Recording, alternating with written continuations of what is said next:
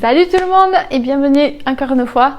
Alors j'ai décidé de faire une vidéo, en fait c'est un petit peu à la mode, j'ai l'impression, tout le monde est en train de faire un petit peu ça, mais moi je l'avais noté sur mon petit cahier, mon planeur YouTube et je me suis dit, j'avais une bonne luminosité, c'était le moment de le faire. Et je me dis, il faut que j'arrête de reculer, j'ai un peu honte de ce que je vais vous montrer, mais il fallait que je le fasse une fois pour toutes pour désacraliser et désangoisser de ce qui s'est passé, parce que bien sûr je suis pas la seule, hein. On est tous des plantes killers un jour ou l'autre dans sa vie. J'ai été beaucoup avant, j'ai été avec plus d'autres espèces qu'avec d'autres, et voilà. Donc nous y voilà, on va le dire. Donc je vais vous montrer, comme vous avez pu vous apercevoir sous le titre, c'est sur mes Calathea et cousines. Je vous avais fait une super vidéo avec ma belle collection de marantacées. C'est vrai que j'ai eu jusqu'à pratiquement 22. J'avais une bonne partie de boutures d'échange que j'ai fait avec d'autres particuliers, beaucoup aussi que j'ai acheté, mais plus d'échanges de boutures, certaines que j'ai depuis plus de 2 ans et d'autres qui viennent tout juste d'arriver il n'y a pas longtemps à la maison. Donc on essaye, on a toujours l'espoir de se dire ben on va remettre ça, on a appris quelque chose un petit peu de nos erreurs, on va essayer de corriger et de garder cela. Alors je tomberai pas dans le piège d'en acheter plein d'un coup. Je me dis celles qui sont là, je vais essayer de les maintenir et qu'elles viennent.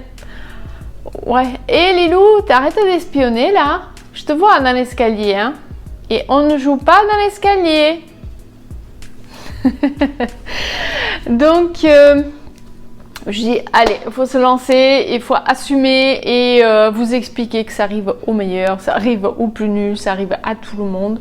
Et que parfois, on se rend compte qu'il y a certaines espèces qui ne sont pas faites pour nous, soit parce que tout à fait parce qu'on n'a pas les mêmes bonnes conditions chez soi on n'a pas le temps ou la disponibilité, on va dire, qu'il faut pour. Il y a plein de situations qui font que il y a des plantes qui marchent super bien chez moi par exemple et que chez les autres ça ne marche pas et vice versa. Donc je vais vous montrer un petit peu les plantes, vous parler un petit peu. Si vous voulez voir d'abord ma collection, allez-y sur le petit i. Allez-y sous le petit i, alors, d'un côté ou de l'autre, pour regarder cette vidéo-là d'abord, comme ça vous allez voir tout ce que j'avais et vous aurez le retour après ici pour vous montrer ce qui reste. Allez, donc je vais commencer par, alors je vais tirer un petit peu celle-là, il y a une copine. Pour la plus grosse et la plus ancienne de ma collection, qui souffre encore, elle se rattrape un petit peu. J'ai pas tout à fait encore compris ce qui lui arrive. Il va falloir que je la rempote, je pense, parce qu'il fait quand même bien 1 an et demi, voire presque 2 ans qu'elle est rempotée dans le même pot.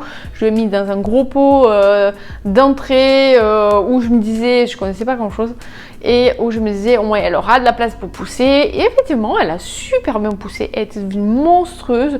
D'ailleurs, il y a une photo de moi avec elle dans les bras il y a plus de 6 mois, 8 mois.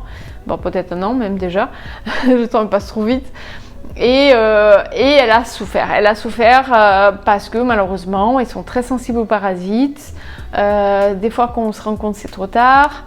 D'autres fois, on ne comprend pas quelles sont vraiment les maladies. D'ailleurs, pour l'instant, je n'ai pas tout à fait compris ce que c'était. Pour moi, ce n'est même plus de parasites, mais plutôt des risques de champignons. Donc, il va falloir tenter un autre type de traitement. J'ai acheté ce qu'il fallait pour attaquer ça. Donc, je ne vais pas tarder, je vais vous la montrer. Elle est archi lourde. D'ailleurs, le pot, lui tout seul, est lourd. Voilà, vous la reconnaissez. C'est ma belle Orbifolia avec des feuilles qui étaient immenses. Alors, elle a un pied qui est énorme. Je ne sais pas si on va le voir. Voilà. J'ai coupé énormément de feuilles d'elle. Il y a des nouvelles feuilles qui sortent. Certaines sont déjà abîmées en sortant. Mais il y en a d'autres qui sortent pour l'instant sans problème. Et donc, je me dis qu'il y a toujours espoir. Ça veut dire qu'en bas, il n'y a pas un problème de surarrosage, il n'y a pas un problème de racines pourries. Peut-être un problème de substrat qui n'est plus tout à fait nutritif. Mais vous voyez, je vais vous montrer l'arrière des feuilles, peut-être celle-là qui est devant. Vous voyez, les taches marron. Au début, je pensais que c'était dû aux trips. J'ai quand même traité pour les trips et tout et tout. Et ça me plaît pas trop. Ça revient assez régulièrement. Et donc, pour moi, je pense plutôt à une sorte de champignon, quelque chose comme ça, qu'il y a dessus. Parce que les feuilles, quand même, elles poussent bien, on va dire. Vous voyez, celle-là, elle a quand même assez bien. Donc là, je l'ai enlevée de ma salle de bain parce que je pense que depuis mes travaux, la salle de bain ne lui plaisait plus du tout. L'emplacement dans la salle de bain est à peu près le même qu'elle avait avant. Mais c'est plus du tout sa salle de bain, on va le dire. Et je lui ai mis dans mon entrée une pièce non chauffée, avec une luminosité faible, un peu comme si vous avez été, comme si vous baladiez dans une forêt dense. Vous voyez le type de luminosité. Et je pense que c'est ça qui lui plaît. Et je pense que le fait qu'il fait frais dans cette pièce empêche aussi le développement des parasites, c'est ce qui aide. Et je vois le résultat, c'est qu'elle essaye de faire des feuilles. Il y a encore une, bon, un petit peu brune par endroit, mais elle est plus petite, mais elle sort quand même. Donc je pense qu'il y aura au printemps, je vais la laisser tranquille maintenant, récupérer tranquillement, tailler au fur et à mesure les feuilles abîmées. Mais je vais attendre au printemps, il y aura un gros rempotage, je vous ferai une vidéo si vous le souhaitez, un gros rempotage pour voir vraiment l'état de son système racinaire, voire peut-être la diviser parce que peut-être qu'elle n'aura besoin de ça.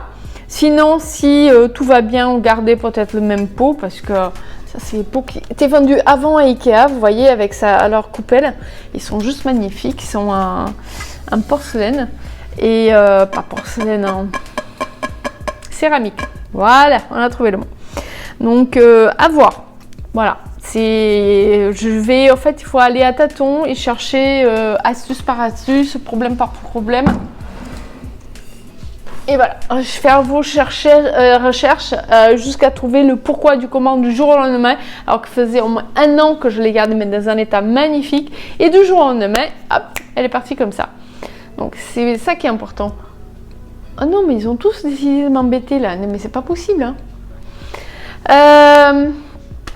Je n'ai beaucoup d'autres. J'avais des stromantes, des calathea, des sténantes. Et bah, il y a une grosse cata. Alors, une des autres plus anciennes peut-être que j'ai, qui est toujours là. Je vais pas trop secouer le pot parce que je l'ai enlevé du cache-pot et il va falloir que je la rempote à nouveau à plusieurs reprises. Donc c'est ma Maranta Leuconera tricolore. Il faut arrêter d'appeler Fascinator. Fascinator, c'est un nom commercial. Tout simplement, dans les vieux livres, c'est bien marqué tricolore parce que ce que vous avez là-dedans, c'est 3 couleurs. Voilà, vous avez du vert, du rose et un vert très pâle. Je l'ai à plusieurs reprises rempotée, changée. Elle était beaucoup plus volumineuse. Bien sûr, c'est une plante qui pousse. À la base, ce sont des plantes rampantes. Donc, elles vont pousser et se ressemer au fur et à mesure des pieds. Et donc, du coup, s'étaler. Et problème dans un pot comme ça, ça va pas du tout. Je lui avais acheté un cache-pot, mais ça me plaisait pas. Il était en métal et j'avais peur que ça se mette à rouiller. Et je n'ai pas trouvé de bac en plastique à mettre dedans. Et donc je l'ai laissé là. Et elle vivote. Désolée, c'est le mot compliqué à Marion Botanical, mais c'est bien celui-là. En fait, elle commençait par me faire des taches brunes. Je crois pas un manque d'humidité parce qu'elle est vraiment à côté de ma douche. Donc l'humidité, elle en a régulièrement. Peut-être un excès de luminosité parce que j'ai un gros Velux dans ma salle de bain qui est plein sud et elle est posée sur le bac. Il y a une vidéo qui montre, où je vous montre l'installation de ce gros bac qui fait une séparation entre la douche et le reste de la salle de bain. Et je pense qu'elle est trop exposée à la luminosité. Vous voyez comme elle est pliée? C'est parce qu'il y a encore trop de lumière qui arrive. Je vous dis ça parce que regardez, la Lemon Lime, elle est aussi pliée. Je viens de la mettre en début de journée sur cette étagère. Il y a trop de luminosité. Je voulais tester, voir si c'était un bon endroit pour elle et ça lui plaît pas. Donc c'est des plantes vraiment de sous canopée, vraiment dans l'ombre. Elles sont sous les arbres, sous toutes les autres plantes. Donc elles rampent.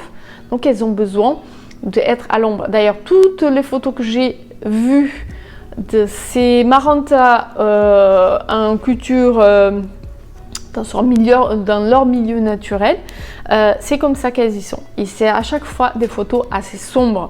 Donc elles sont vraiment à l'abri de la lumière. Donc elles n'aiment pas trop la lumière forte. Donc elle a l'air quand même de bien se porter. Elle a eu des branches, j'étais obligée de couper presque à ras parce qu'elles sont parties en cacahuète, vraiment à jaunir.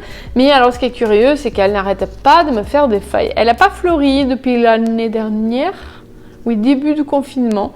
Elle a fait énormément de fleurs et là elle m'a pas fait, mais elle me fait toujours des nouvelles feuilles.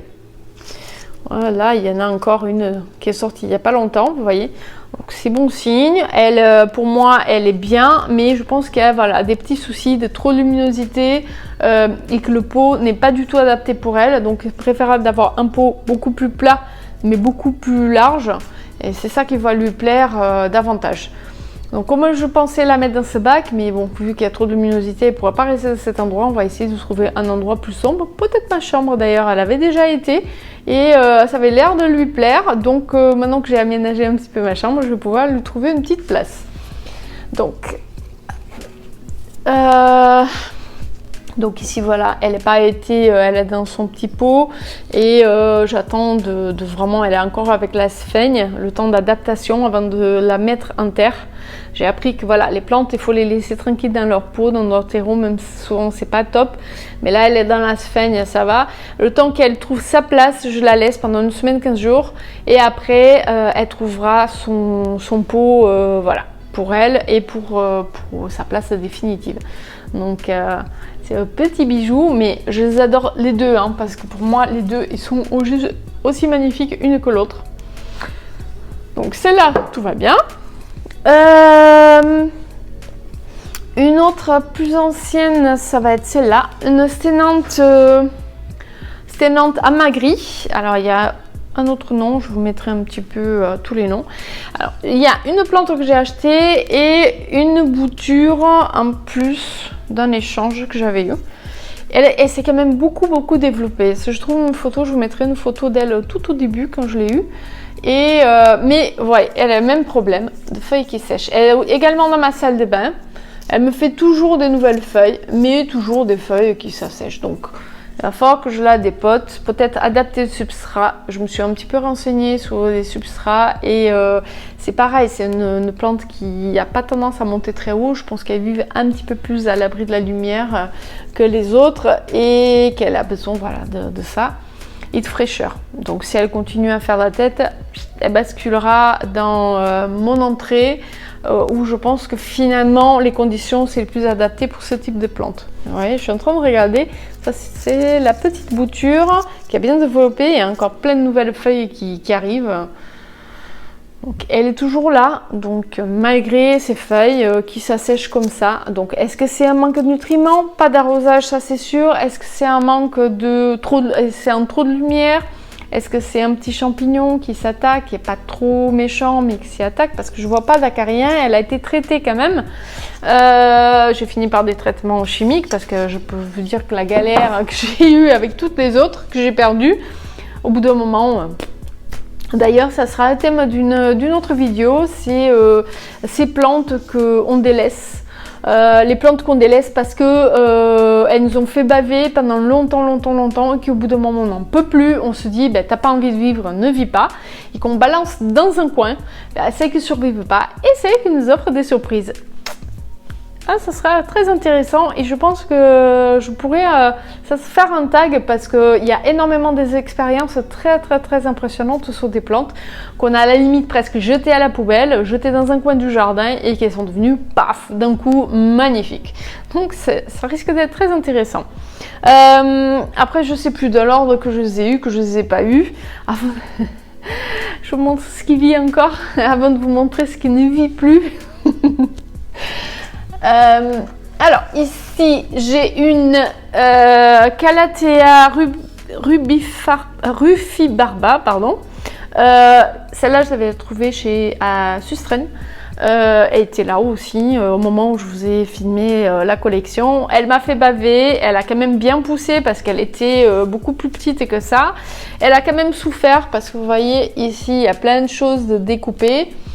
Et au bout d'un moment, je lui dis tant pis, je vais l'offrir à quelqu'un, je vais la mettre dans un coin, elle crève, elle tient, j'en ai marre. Et je l'ai mis dans ma future entrée, dans mon entrée.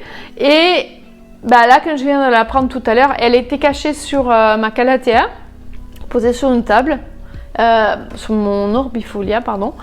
Et je viens de m'apercevoir, je sais pas si vous allez voir, il y a des nouvelles feuilles, il y en a une autre, il y en a là, il y en a une autre par ici, là, je sais pas si on va la voir. Voilà, des petits points vert clair. Elle est en train de me faire des nouvelles feuilles. Alors qu'à un moment donné, avec les feuilles, mais pareil, toutes cramées, toutes trucs. Alors c'est comme une pièce qui n'est pas chauffée.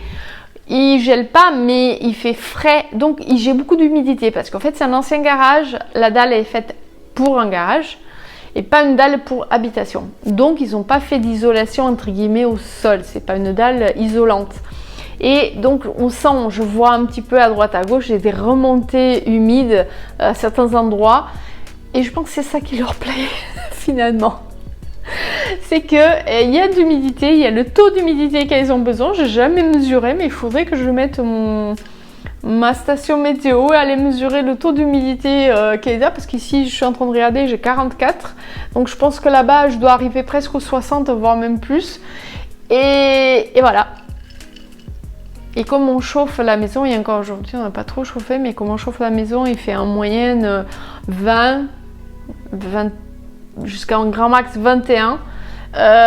Donc du coup, je pense que c'est trop chaud pour les calatheas et que du coup ça leur réussit pas. Si vous avez une calathea qui se dessèche, faites un test, mettre dans une pièce que vous chauffez pas, vraiment une pièce avec des températures en dessous de 17, ça veut dire ça va faire du 15, 14, 13 degrés, une véranda, un truc comme ça, bien sûr pas dehors parce qu'on risque de gel, et testez, voir, vous la laissez abandonner, mais oubliez-la complètement, il faut complètement les oublier pendant une semaine, 15 jours, 3 semaines, un mois. Bon, de temps en temps arroser, mais comme la pièce elle sera fraîche, le terreau il gardera un certain niveau de fraîcheur, pas d'humidité mais de fraîcheur, et c'est ce que je me rends compte. C'est un pot en plastique. Par contre, si vous les avez un pot en terre cuite, surveillez davantage pour les arrosages. Et vous voyez, ça lui plaît. Voilà. Mais bon, quand je commençais à les perdre, c'était en fin d'été. On a eu en Bretagne un été très chaud, exceptionnel pour la région, un taux d'humidité extrêmement bas. J'ai l'océan, on va dire l'Atlantique à 3 km chez moi, c'est pas loin, et pourtant je suis descendue à l'extérieur pour vous dire les conditions. J'avais le détecteur à l'extérieur, un taux d'humidité de 24%. 24% en bord de mer. Le climat il devient fou, complètement fou. Et je comprenais à ce moment-là pourquoi mes plantes n'allaient pas. Donc ce que je faisais, j'arrosais davantage, vaporisais beaucoup trop, parce que je voulais apporter ce taux d'humidité qu'elles avaient besoin. J'avais pas d'humificateur encore, et je crois que ça a été la connerie à faire. J'aurais pas dû les toucher. Sans compter que, à cause de la chaleur et la baisse de taux d'humidité, les parasites ont proliféré dans tous les sens, acariens, araignées rouges, trips, voilà. Donc j'ai perdu presque tout. Donc je vais vous montrer 2 pots avant de finir avec ceux qui sont encore potables. Avec 2 pots pour vous montrer, c'est le même état de tous les autres. D'ailleurs, j'ai fait une expérience. J'ai pris quelques pieds, surtout mes 3 stromantes et quelques calatheas. Je l'ai foutu, j'ai des bacs à jardinage, vous savez, en bois, avec les petites séparations là. Et je lui dis tant pis, je te fous dans le jardin. Donc les racines, j'ai coupé toutes les feuilles, j'ai tout foutu dans la terre, dehors. Je me dis, si ça gèle pas, que ça crève pas, elles auront toute l'humidité qu'elles souhaitent. Et peut-être que les rhizomes, ils vont survivre et ça repartira. D'une manière ou d'une autre, pour moi, elles étaient perdues. Donc, je perdais rien à faire, à tenter le truc. Et c'est souvent en faisant des choses comme ça, drastiques, où vous lâchez, vraiment, vous dites, j'en ai marre, tant pis, limite, mettez pas dans une poche poubelle. Vous avez un balcon, pas un jardin, mais un balcon, un vieux bac avec de la terre, que vous savez pas quoi en faire. Vous avez une plante qui est en train de lâcher, vous mettez dans la terre et vous l'oubliez. Et souvent, il y a des miracles. Ça, c'est sympa. Donc là, alors, me demandez pas trop ce que c'est. Je sais plus. Je sais plus. Je sais plus. Alors, il y a un reste de feuilles. Non, mais ça lui appartient pas, celle-là. Donc, je vous montre le petit pot. Ouh. J'avais tout coupé. On m'a dit, ah, mais coupe tout, tu verras, ça va repartir, machin. J'ai changé le substrat en mettant le substrat pardon, avec beaucoup de tourbe, perlite et écorce de pin. En espérant que ça allait aider, mais non, ça n'a pas suffi. Mais alors, ce qui est curieux, c'est que... Bon, voilà, bah, là, je crois que c'est mort pour de bon. Hein. Mais il va falloir que je déterre. Je n'ai pas eu le courage encore parce que ça m'a tellement passé atteint là. Tellement... que je dis, tant pis, quand j'aurai un jour la motivation de le faire, je le ferai, de dépoter tout et vérifier les rhizomes. Parce que ces rhizomes, ils sont rigides et qui ne sont pas pourris. Ça veut dire qu'il y a encore de l'espoir. On peut les faire repartir dans les bonnes conditions. Mais alors, j'avais peur au début. Je me dis, j'ai fait des choses mal. Et en regardant beaucoup de vidéos de youtubeuses qui sont là depuis beaucoup plus longtemps que moi, qui ont des plantes depuis beaucoup plus longtemps, il y a beaucoup qui ont eu des problèmes avec des calathées et qui ont arrêté parce qu'elles n'avaient pas les conditions nécessaires pour... Bah, pourquoi pas retenter, hein, pour celles que je fais un clin d'œil... je fais un clin d'œil au petit jardin de Bob parce que je sais qu'elle a galéré, je sais même plus s'il en reste, si elle a réussi à garder quelques-unes, mais vu qu'elle a déménagé, pourquoi pas tenter dans sa nouvelle maison, trouver un emplacement pour tester avec une petite calathea et voir. Le fait de changer d'habitation, les conditions changent. Donc c'est pour ça que quand vous déménagez, certaines plantes ne tiennent pas et d'autres c'est l'inverse qui était en sale état. Vous allez finir par les voir repartir comme ça. Donc c'est toujours Kinder Surprise comme je dis. Donc c'est là, je sais même plus ce que c'était, mais alors vraiment pas. Si un jour elle repart, je vous montrerai, je referai une vidéo pour ça. Celle que je vais savoir ce que c'est, mais qu'elle a un mal fou. Alors j'ai un espoir. Alors c'est ma Calathea Leopardina. C'est peut-être une des, pas dernières, mais avant-dernière à acheter, où j'avais encore espoir d'arriver à faire quelque chose. Au début, j'ai cru qu'elle avait chopé des acariens. Donc j'avais tout coupé. Et à chaque fois qu'il y avait une feuille qui sortait, il y avait des taches blanches partout. Et encore acariens, j'ai traité, retraité. On commence par des douches au savon noir avec de l'alcool. Et qu'on refait des douches. Et on a changé le substrat. Et c'était toujours le même problème. Donc, qu'est-ce que j'ai fait?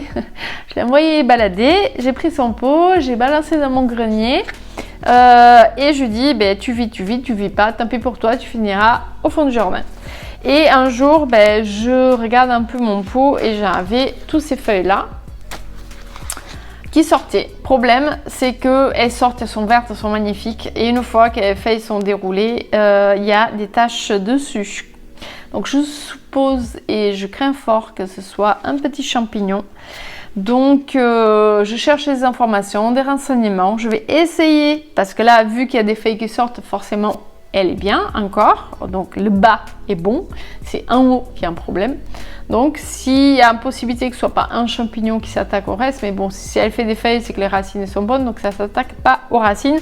Donc elle est sauvable. Donc je pense qu'avec un bon traitement fongique, on pourra la sauver. Donc, je croise les doigts. Alors, après, j'ai une bonne partie de mes boutures. J'ai des boutures qui ont traîné très longtemps. Et du jour au lendemain, ils sont partis. Elles ont poussé. Et du jour au lendemain, elle a crevé. J'ai jamais compris pourquoi non plus. Et donc, j'ai une autre rescapée que j'essaie de sauver. C'est une bouture, donc les boutures, beaucoup sont mortes, certaines résistent. Donc j'ai une petite bouture, c'est minuscule, hein. On voit même plus ce que c'est. C'est une amie qui m'avait envoyé cette bouture-là. C'est une Stenante Luberziana. Je mets toujours le nom en bas. Elle a tenu longtemps. Elle m'a fait des feuilles, tout. Elle commence à être très belle. Et elle est partie en cacahuète à nouveau aussi. Malgré le substrat qui a été fait, adapté pour elle et tout ça. Et par miracle, je me suis aperçue qu'elle avait fait une petite feuille. Donc l'eau était en train de s'abîmer. Qu'est-ce que j'ai fait? J'ai coupé. Et comme il y avait un nœud, à un moment donné, je l'ai mis dans l'eau. Donc je croise les doigts. Et là, j'ai donc la petite partie qui a poussé. Donc ça veut dire que les racines, ils sont pas quand même mauvaises, hein, ils sont pas abîmés. J'ai même des racines qui sortent en bas. Mais je pense qu'il y a un problème au-dessus en fait. Et vous voyez là, je suis en train de regarder la nouvelle feuille, une deuxième feuille qui sort, mais elle est en train de jaunir. Donc je l'avais mis sous l'humidificateur, mais je pense que ça l'a pas plu. Mais la petite feuille pour l'instant, elle tient. Donc je croise les doigts. C'est dommage parce que les Stenantes, généralement, je les ai presque toutes intactes encore ou presque. Mais celle-là me tenait à cœur et parce qu'elle est juste magnifique. J'ai jamais réussi à tomber sur une belle plante. Je pense qu'elle serait plus grande et j'arriverais à la garder davantage. Mais bon, c'est les boutures. Une autre bouture que j'ai reçue et elle par contre elle s'éclate. D'ailleurs à la fin j'ai deux boutures. Non, une, parce qu'il y en avait une deuxième que j'avais reçue, j'avais mis dans le pot et je l'ai offert à une amie qui se reconnaîtra et du coup elle est magnifique, elle a triplé de taille. Même cela en ce moment elle me fait un peu de feuilles sèches parce que je l'ai changée, elle était dans ma salle de bain, je l'ai mis dans mon bureau pour pouvoir profiter davantage d'elle et du coup elle me fait des feuilles, on va essayer de voir en bas ici, vous voyez, des petites feuilles un peu sèches. Quelle autre là, voilà. Je pense qu'elle apprécie pas l'air un peu sec du bureau, mais en tout cas elle me fait des nouvelles feuilles quand même. Bon, peut-être que son substrat j'aurais besoin de le changer, le modifier et j'oublie souvent de l'arroser aussi, mais elle est là. Regarde-moi ça, elle est magnifique, hein. Si vous regardez la vidéo l'époque où je vous ai montré la collection, elle était beaucoup plus petite que ça. Comme je dis, j'ai déjà enlevé une bouture que j'avais rajoutée dedans et que je l'ai enlevée pour offrir. Donc, vous voyez, elle est belle. Donc, les Stenantes, j'ai moins de problèmes. Je ne sais pas pourquoi. Elles sont différentes. Elles ont moins d'exigences ou elles sont plus faciles. Ou... je ne peux pas expliquer. Elles sont plus adaptées à mon domicile. Une autre Stenante que j'ai, mais celle-là, elle vient d'arriver il n'y a pas longtemps. Je vous avais présenté dans mon vlog. Donc c'est la Stenante, celle-là elle vient du Lidl. Ils mettent toujours leur nom, c'est Openheimiana. On est connu par de Setosa. Voilà, Stenante Setosa. Vous voyez, elle a commencé à fermer les feuilles parce que dans le bureau, du coup, j'ai un peu moins de luminosité. Du coup, elle a commencé à fermer ses feuilles. Mais elle les ouvre et les ferme tous les jours. Et je suis contente, pour l'instant ça a l'air d'aller, elle a rien chopé, c'est pour ça que j'ai mis celles qui sont d'un côté, d'ailleurs on va mettre là. Je l'ai laissé dans son substrat d'origine parce qu'il est à base de tourbe et de fibres de coco, donc je la laisse pour l'instant tranquille. De toute façon elle peut largement attendre le printemps. J'ai vérifié que c'était pas détrempé, ça par contre c'est très important de vérifier parce que c'est le substrat est trop détrempé, qui vous paraît trop vieux, à ce moment là peut-être qu'il faut pas attendre trop longtemps et les rempoter. Alors vous pouvez rempoter en hiver, mais il faut éviter de toucher à la motte. Moi certains j'ai touché mais il faut éviter de toucher à la motte quand vous faites des rempotages, surtout en hiver. Et je vois qu'elle a déjà, on va voir un autre rejeton qui sort là. Elle a pas mal de pieds. Alors autre bêtise que j'avais fait avec la plupart de mes calatheas, c'est que j'étais dans ma période et dans le truc de échange de boutures et tout ça, j'en ai fait énormément.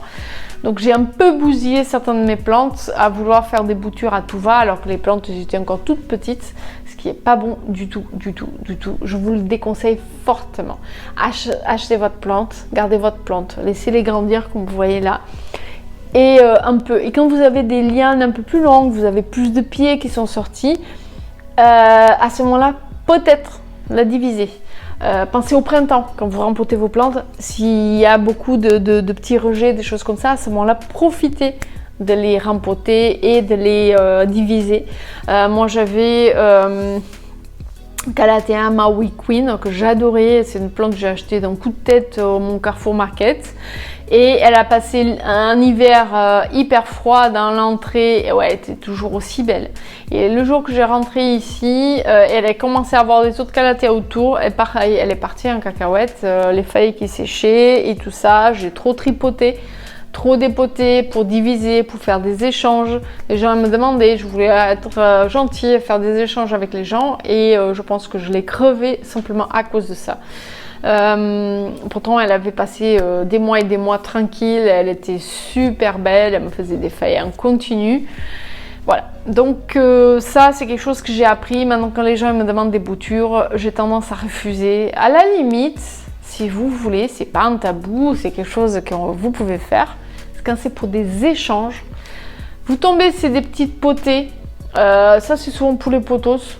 Et vous avez plusieurs pieds dedans, eh bien, achetez un pot si vous voulez faire des échanges avec les gens et vous séparez les pieds qui sont souvent bien racinés et tout ça et vous faites les échanges et ne touchez pas à votre plante, laissez-la grandir. Quand vous aurez des lianes très grandes comme ça, à ce moment-là vous coupez un petit peu et vous faites des boutures. Là, par exemple, certains de mes Scindapsus, je viens de les tailler parce que les tiges avaient des racines aériennes mais pas de feuilles parce qu'ils étaient trop dans un endroit trop sombre. Et donc résultat, là j'ai pu parce que les plantes sont plus grandes et j'ai coupé parce que c'était pas joli. Et comme elle commençait à refaire des feuilles en bas, donc pour stimuler la pousse et qu'elle s'étoffe davantage, j'ai coupé les endroits qui étaient sans feuilles et j'ai fait des boutures. Ça part pas, tant pis, ça ira à la poubelle. Mais et évitez de maltraiter vos plantes en trop les touchant, en trop faisant. C'est ce que j'ai fait au début et je pense que c'est pour ça que je les ai bousillées. Donc j'évite maintenant, j'ai arrêté ça. C'est au printemps des plantes que je vais rempoter et que je divise parce que vraiment c'est trop gros, c'est trop truc et qu'elle a besoin vraiment pour l'alléger, de la diviser. Je ferai des boutures, je proposerai au échange ou à la vente en fonction de ce que les gens me demandent. Mais je ne ferai plus la bêtise de trop tripoter mes plantes. J'en vois ça, ça me hérisse le poil. J'en vois trop sur les groupes discussion. Il y a encore énormément de personnes qui viennent me demander des boutures à tout va. Et non, on m'a demandé plein de boutures de ma Monstera Pérou et j'ai commencé à en faire. Certains ont raciné, d'autres pas. Certains ont raciné, ils ont crevé entre temps. Et j'ai arrêté de toucher, surtout qu'elle est mal en point. Elle commence à reprendre, ça y est, elle commence tout juste à reprendre. Donc voilà, il faut éviter de trop toucher, surtout que les marrantacées, c'est des capricieuses, des divas. Et plus vous les tripotez, et moins elles apprécient, et elles risquent de vous lâcher un jour ou l'autre. Donc on va éviter de ne pas faire une vidéo trop longue. Je regardais le chrono. Qu'est-ce qui est resté à vous montrer? Plus grand chose. Ah oui, une autre pareil, une dernière tentative d'en avoir. Je l'ai trouvée très jolie parce qu'elle est un petit peu, c'est une cousine très proche de la Maui Queen et même des Sténantes et tout ça. Alors, ne me demandez pas le nom, j'ai même pas renseigné de nom parce que je me dis si elle vit, je chercherai son nom après. Si elle me crève, voilà. Je voulais faire le test en prenant une plante qui avait tout à fait l'air saine, voir comment elle allait se comporter chez moi par rapport aux autres. Et le résultat est un petit peu le même. Il y a encore dans la salle de bain. Elle est encore avec son cache-pot d'origine, dans son pot d'origine, il y a même encore l'étiquette dedans, vous voyez. Et ouais, elle fait un peu la tête. Ouais, vous voyez, il y a pas mal de feuilles un peu piquées, un peu abîmées. Je l'ai déjà taillé un peu. Mais j'attends le printemps maintenant pour la rempoter et je la laisserai. J'ai l'impression qu'elle se porte un petit peu mieux depuis qu'elle est encore une fois dans mon entrée, dans cette pièce non chauffée. Donc on verra par la suite et je remporterai au printemps. Elle me fait penser un petit peu à ma Maui Queen, mais et que du coup, d'ailleurs, si j'ai réussi, peut-être qu'un jour je reprendrai une autre. C'était une de mes premières Calathea. Après le Orbifolia, oui, si. Non, elle est arrivée même avant le Orbifolia, il me semble. Et j'ai eu beaucoup de peine quand je l'ai vu dépérir. Et ça m'a complètement dégoûtée. Ouais, je suis en train de partir en déprime là. Donc voilà, ça c'était un petit backup, update, peu importe, je sais plus, rendez-vous. Non, vous montrer le après collection. Qu'est-ce qu'elles sont-elles devenues? Tiens, ça peut être un bon titre. Je verrai bien au moment du montage de la vidéo quel titre je vous mettrai. De mes marins tassés qui me restent. Malgré ma grosse collection que j'avais. Ah, c'est sûr que quand je commençais à enlever tous les noms de ma liste, parce que j'ai une liste des plantes que je possède sur mon téléphone pour d'une mémoriser, apprendre à mémoriser les noms, et de deux pour avoir toujours un comptage, parce qu'on me dit mais t'en as combien, et qu'entre temps il fait 3 mois que tu sais pas, il y en a qui rentrent, mais tu sais plus combien t'en as. C'est très important.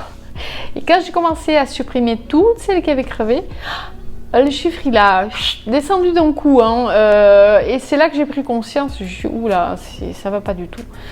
Donc maintenant chaque nouvelle plante qui arrive à la maison, elle est mûrement réfléchie, et peut-être ça c'est le dernier coup de tête que j'ai eu.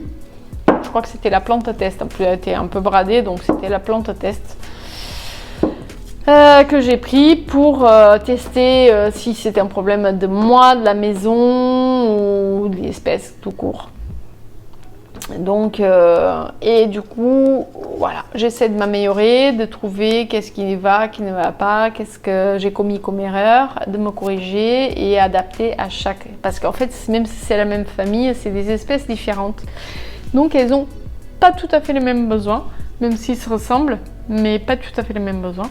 Donc, ne mélangez pas trop Calathea, Stromanthe, Sténanthe.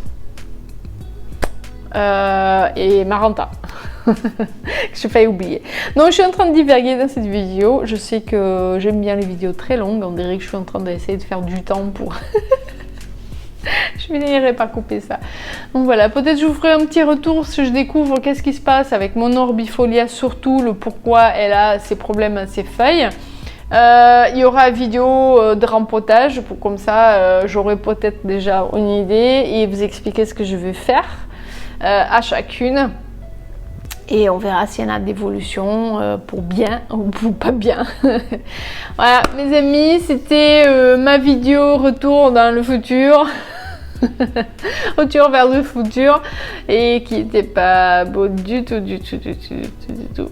Et j'espère que ça vous a plu. Si vous avez des conseils, des petites astuces, des choses que vous avez tentées sur vos plantes, n'hésitez pas à me laisser un commentaire. Sinon vous allez sur mon groupe discussion Facebook. On est plein de plantes addicts, on doit être bien à plus de 250 plantes addicts déjà. Donc certaines youtubeuses que vous connaissez déjà, ils y sont aussi. Ils pourront vous aider, vous conseiller. On est à toutes pour ça, pour partager notre passion. Et posez vos questions, mettez vos photos, surtout photos, vous avez un problème, vous prenez bien votre photo et dès qu'on peut, on vous conseillera. Et plus on est, mieux c'est. Voilà mes amis, c'est la fin de cette vidéo. Je vous dis à très bientôt pour une prochaine. Bye!